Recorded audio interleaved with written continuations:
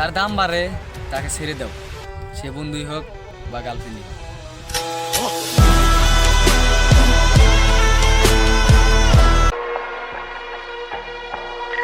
সবাইরে বিশ্বাস করাটা ঠিক না।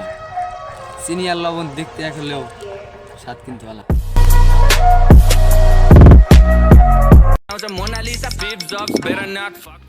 স্বার্থের দুনিয়ায় কেউ মানুষকে ভালোবাসে না, বরং টাকাকে ভালোবাসে।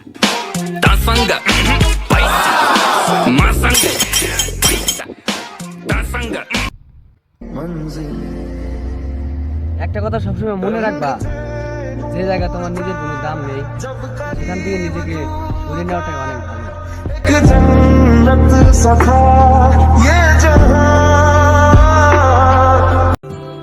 तू मेरी सारी यादें पानी में आज बहा दे।